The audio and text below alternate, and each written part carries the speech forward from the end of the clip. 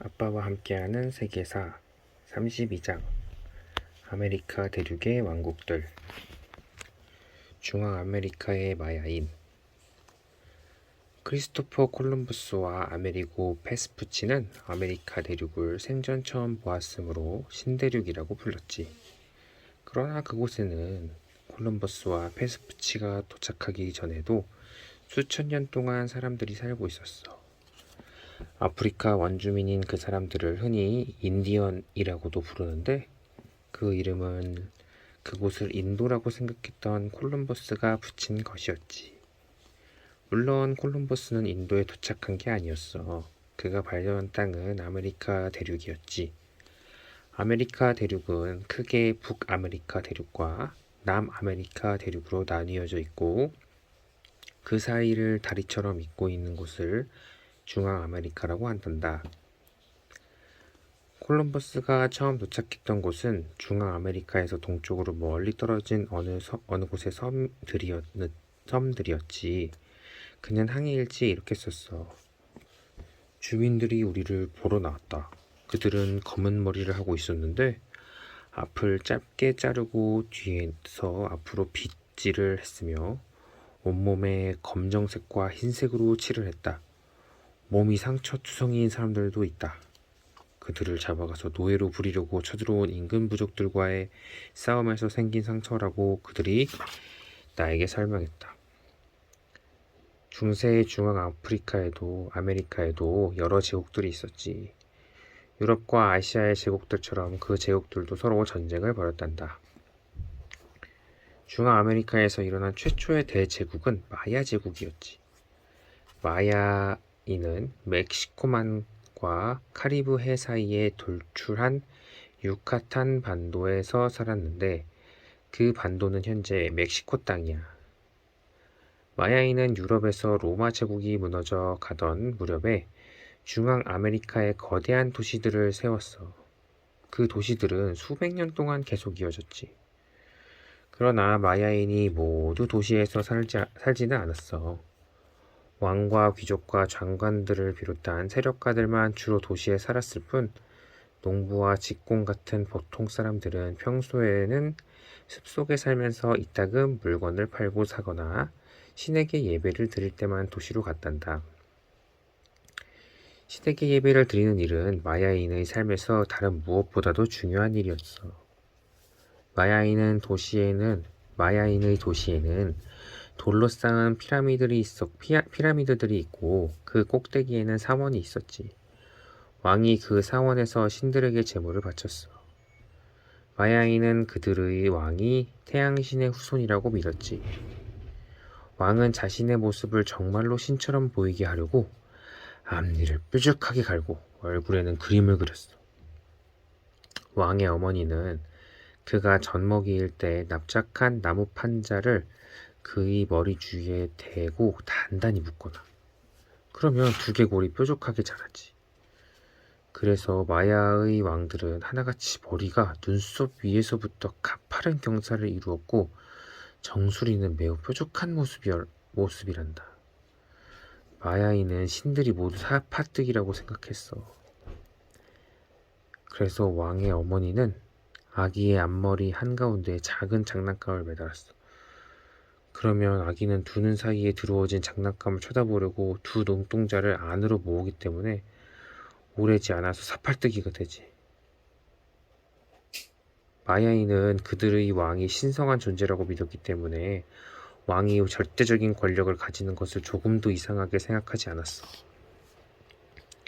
그 무렵에 유럽에서는, 특히 영국에서는 국왕이 권력을 마음대로 휘두르지 못하게 하려는 움직임이 일어나고 있었지만, 중앙 아프리카에서는 왕이 아무 때나 마음대로 법을 선포하고 시행할 수 있었지. 그처럼 절대적인 권력을 가졌던 마야의 왕에게도 참으로 어려운 문제가 있었어. 마야인들은 이웃한 다른 부족들과 늘 전쟁을 치러야 했어. 마야인들은 하늘의 신들이 인간 세상에 내려와서 전쟁에서 승리를 거두도록 이끌어준다고 믿었지. 그러나 한 가지 조건이 있었어. 그것은 왕이 그 자신의 몸에서 피를 흘려야만 신들이 인간 세상으로 내려오기 위한 문이 열린다는 거였지. 그래서 전투가 시작되기 전에 왕은 자신의 귀나 손가락이나 코를 뚫거나 찢어서 피를 흘려야 했어. 또한 마야인들은 신들에게 더 많은 피를 바치기 위해서 싸움터에서 잡아온 포로들을 죽이기도 했어. 그들은 심지어 놀이에서조차도 피 흘리는 것을 즐겼단다. 마야인들은 땅에서 7m 정도 되는 높이의 동그란 고리를 걸어 놓고 공을 넣는 놀이를 특히 좋아했어. 선수들은 손발은 쓸 수 없고 팔꿈치와 손목과 엉덩이만 사용해야 했어. 여럿이서 한 개의 공을 다투다가 어느 한 선수가 공을 고리 속에 넣으면 그가 승자가 되었지. 그는 목걸이와 근 팔찌와 보물이 가득한 자루를 상으로 받았어. 그러나 진 사람들은 모두 사원으로 끌려가서 목이 잘렸단다. 마야의 도시들은 수세기 동안 존속했어. 그런데 중세 마렵에 이르자 사람들이 도시를 버리고 떠나기 시작했어. 우수한 사원과 집들이 벌어졌고 풀과 덤불이 자라기 시작했어. 이윽고 한때는 대도시였던 곳들이 밀림으로 변했지. 그들에게 무슨 일이 있었던 것일까? 도시가 너무 커져서 그 주위의 땅만으로는 모든 주민이 다 먹고 살 수가 있을 만큼 곡식을 심을 수 없었기 때문이었단다. 또 유카탄 반도를 휩쓴 작은 태풍과 지진이 집과 사원을 무너뜨리기도 했어. 그들은 절대적인 권력을 휘두르며 잔혹한 행위를 그치지 않는 왕들에게도 넌더리를 냈겠지. 게다가 점점 세력이 강해져가는 아스테크족이 마야인들의 도시를 공격했어. 마야 제국이 무너져가기 시작한 것이었지. 콜럼버스가 그 대륙에 도착했을 무렵 마야인은 더 이상 제국을 가지고 있지 않았어. 그들은 작은 집단을 이룬 채 지난날 그들이 다스렸던 땅의 곳곳에 흩어져서 살고 있었지. 이제 아스테크인이 중앙 아메리카에서 가장 큰 나라를 세웠단다. 기적의 도시 테노치티틀란. 아스테크인은 마야인보다 훨씬 더 거칠었어. 그들이 어디에서 왔는지는 아무도 몰라. 하지만 그들이 중앙 아메리카 일대를 떠돌아다니면서 그곳에 살던 다른 종족들과 싸움을 했던 것은 확실해. 전쟁에서 이길 때마다 그들은 식량과 돈과 병사들을 빼앗아서 부를 누리고 군대를 키워 날로 힘이 세워졌어. 그러나 그들에게는 아직 나라가 없었지. 중앙 아메리카 고원지대를 떠돌던 아스테크인들은 넓은 호수를 발견했어.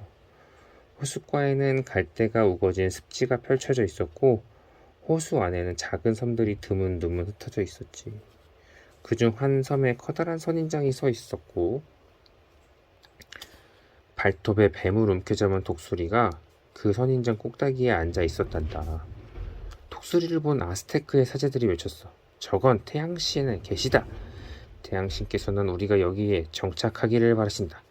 도시가 있는 저 섬에 도시를 세우고 수도로 삼는다면 태양신의 영험한 힘이 우리에게 내려질 것이다. 아스테크인들은 태양신을 기쁘게 해드리고 싶었지. 그래서 그들은 카누를 타고 그 섬으로 갔어. 그러나 섬은 물렁물렁한 진흙 땅이었지. 진흙 위에 어떻게 도시를 세울 수 있겠니? 아스테크인들은 그 방법을 궁리했어. 그들은 호수를 에워싼 땅에서 마른 흙과 돌을 바구니에 가득 담아 날라서 섬의 가장자리에 부었지. 또 호수 바닥에 흙을 퍼올려 섬의 웅덩이와 흙지를 메웠어. 그리고 호수 주위의 숲에서 긴 나무들을 잘라서 호수 바닥에 박고 그 사이사이를 갈대로 엮은 멍석을 채우고 그 위에 진흙과 마른 흙을 덮었지. 섬이 점점 커지고 마른 땅이 되어갔어.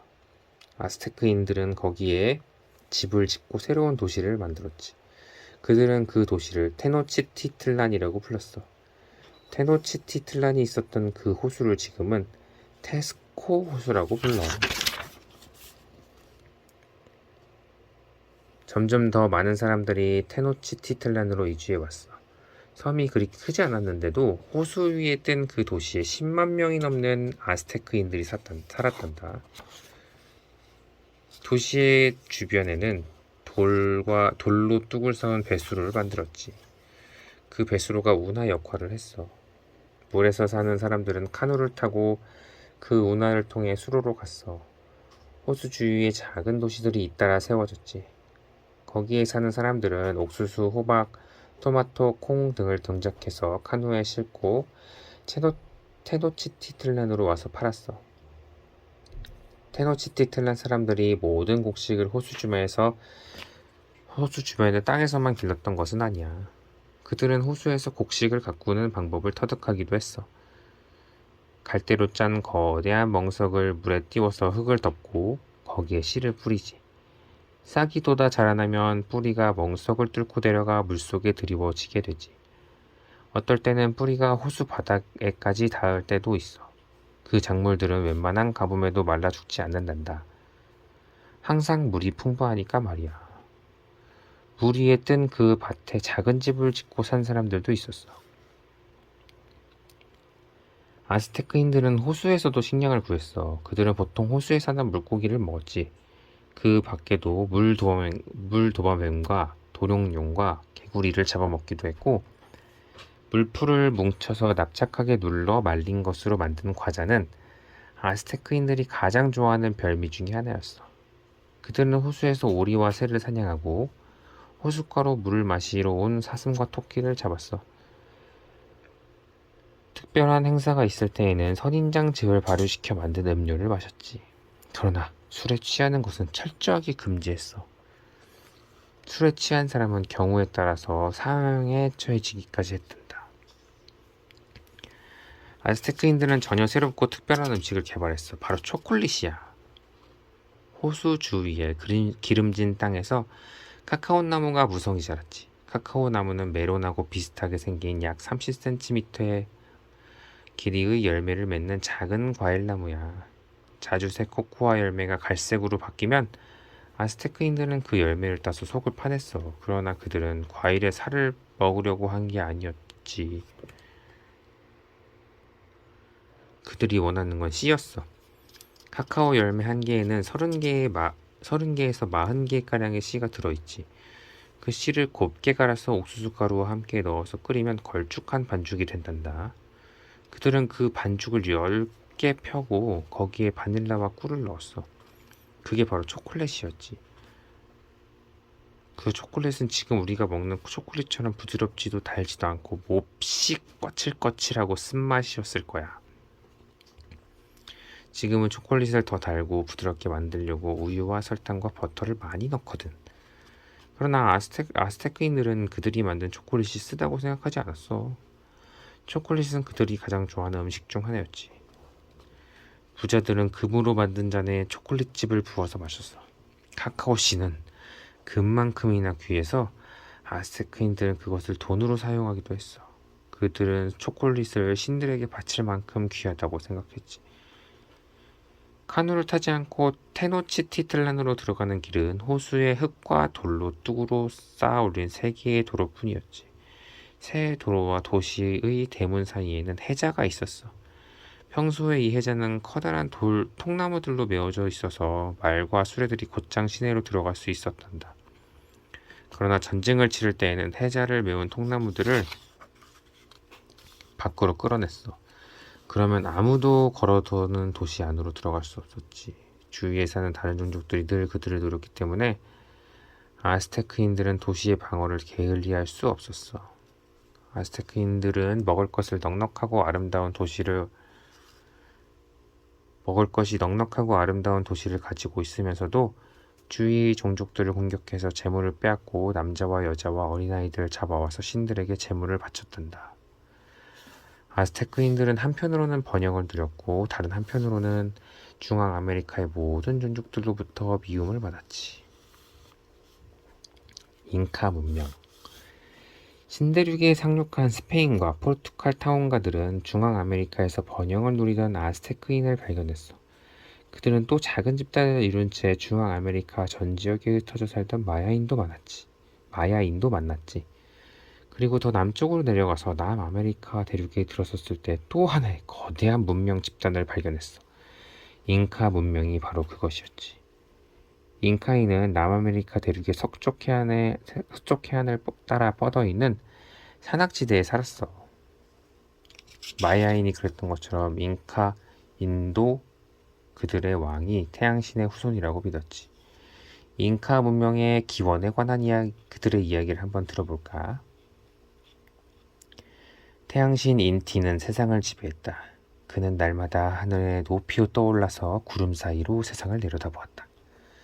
세상에는 다시 세상 아래로 내려가서 저녁에는 다시 세상 아래로 내려가서 세상의 밑을 흐르는 물을 헤엄쳐서 저쪽 끝으로 가고 다음 날이 되면 다시 세상의 하늘로 떠올랐다. 하늘에서 세상을 내려다본 인티는 몹시 기분이 나빴다. 인간들이 꼭 짐승처럼 살고 있었기 때문이었다.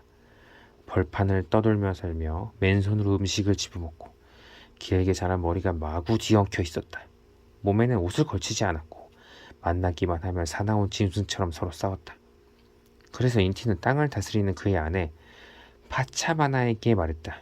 저 인간들을 봐요. 흙구덩이에서 꼭 짐승처럼 살고 있어요.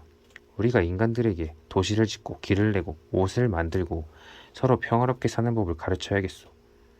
파차마나도 좋다고 했다.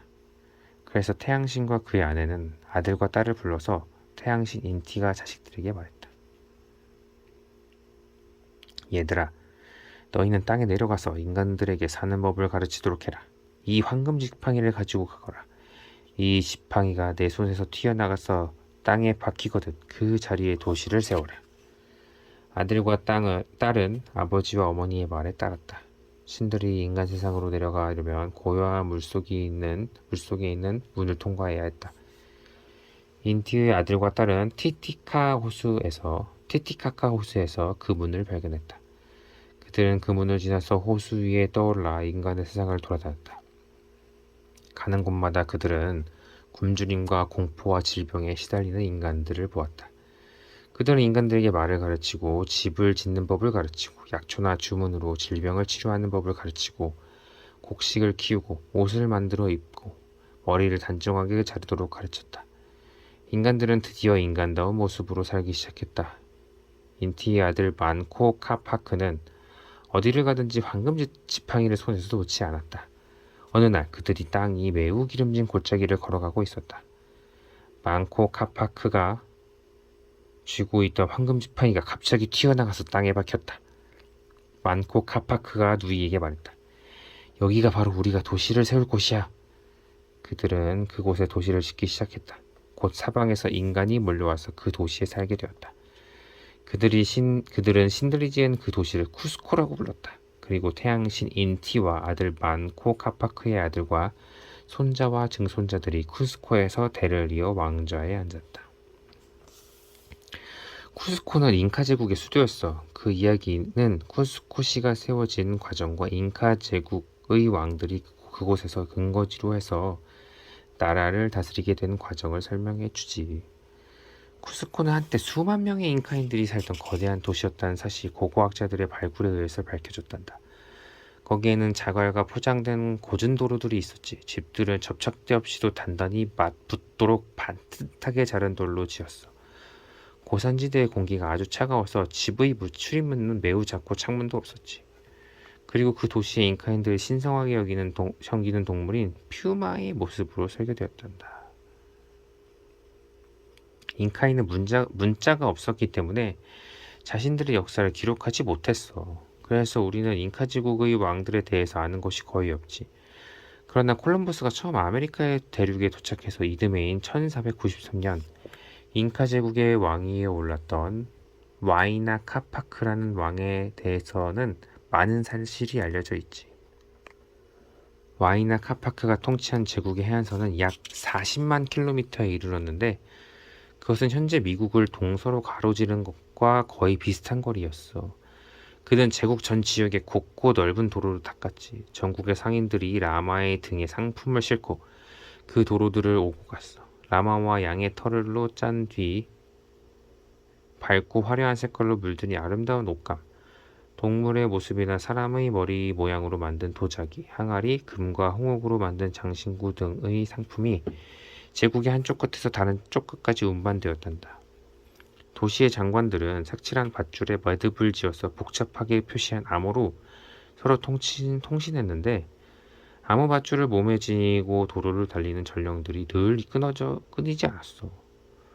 와이나 카파트크는 죽기 전에 그의 제국을 남북으로 나누어서 두 아들에게 물려 주었지. 그런데 두 아들이 곧 싸우기 시작했어. 양쪽에 수많은 병사들이 죽었고 두 나라는 갈수록 허약해지고 가난해졌단다. 새로 발견된 대륙에 정착해서 살려고 스페인 사람들이 몰려왔어. 서로 싸우는 두 형제의 나라는 그들을 물리칠 힘이 없었지. 스페인 사람들은 잉카 제국의 넓은 도로를 거침없이 휘젓고 다녔고 오래지 않아서 잉카 제국을 무너뜨렸어. 끝.